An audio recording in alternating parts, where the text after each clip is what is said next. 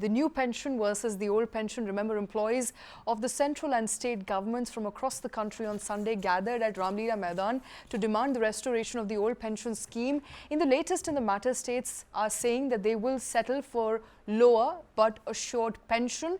At present, while the government contributes 14% under NPS, an employee contributes 10% of his salary plus the DA. My colleague Kartik Malhotra walking into the studio to explain to us what this entire contention is all about and what exactly are states saying. Firstly, break it down for us. What is the new pension scheme about, and what is the old pension scheme about? Why are people, bank employees and employees of all other central and state banks, or central and state government rather, asking for OPS to be restored? Sure. So, Shweta, there are two aspects to this. One aspect, of course, is pure political, and that is something that we saw play out at Ramleela Maidan over the weekend. And the other aspect is far more fundamentally economic in nature, right? Let's just look at the two. You've spoken about OPS and NPS. Let's just try to break it down and just run through the graphics as they appear. Now, what is the old pension scheme and what is the new pension scheme? I think very simply put, the old pension scheme has got a fixed return.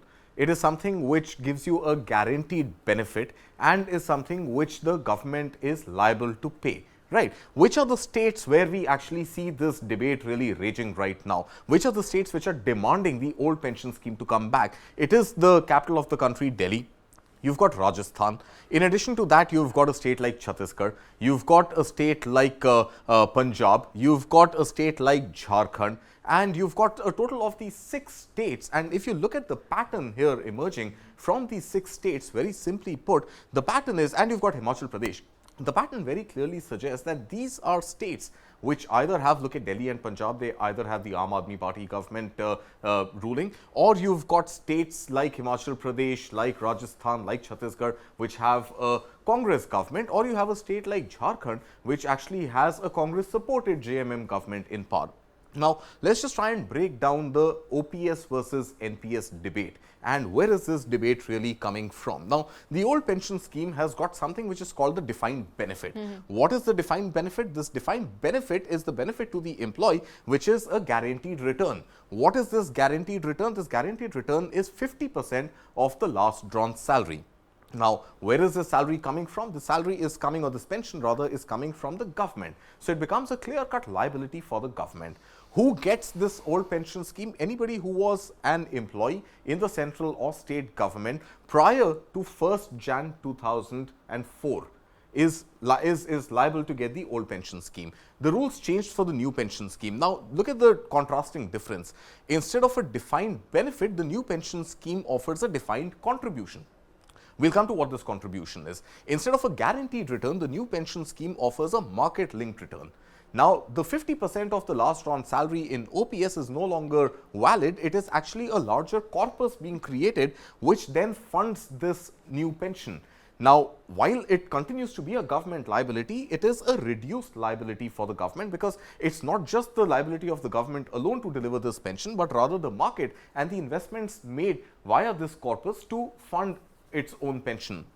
And this scheme, of course, is valid for employees who joined the workforce in the central or state government after 1st of Jan 2004.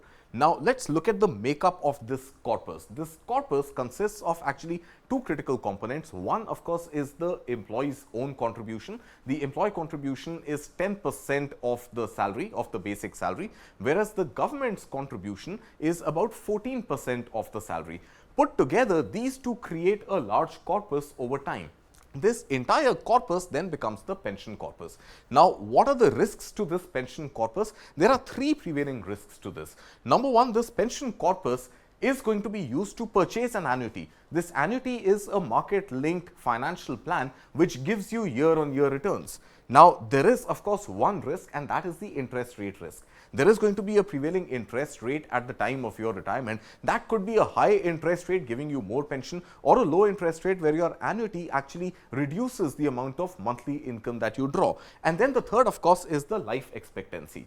Now, for somebody who's going to live longer, obviously there are greater benefits that accrue by way of this corpus being invested in an annuity. But if you were to cop it, unfortunately, 5 years after retirement or so, then that money, of course, has gone back to the government, so you don't get any benefit from it.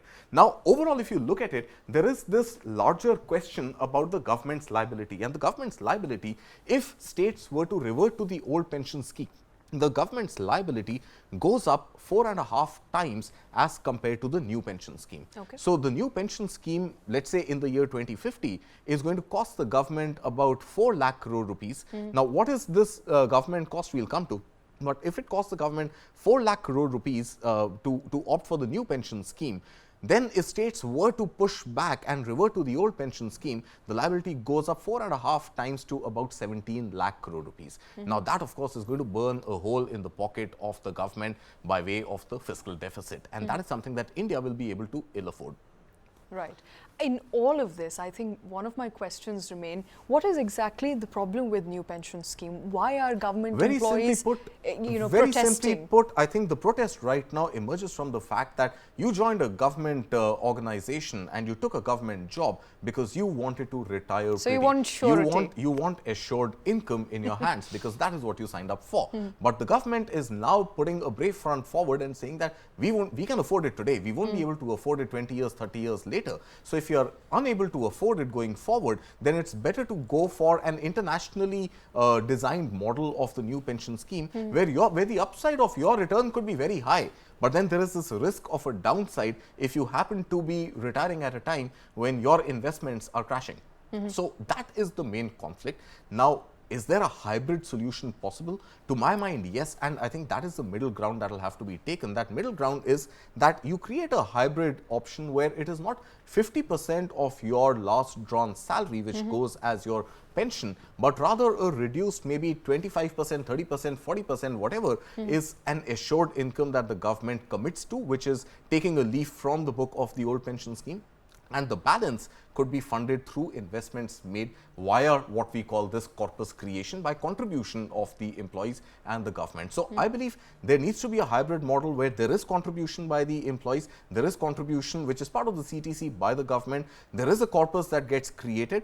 While this corpus gets invested to give market-linked returns, there could be maybe a reduced yet an assured, not 50%, but something below 50% or 40%, 35% sort of an arrangement which becomes an assured money, and the rest of it is based on the vagaries of the market. And that is, of course, what state governments are saying.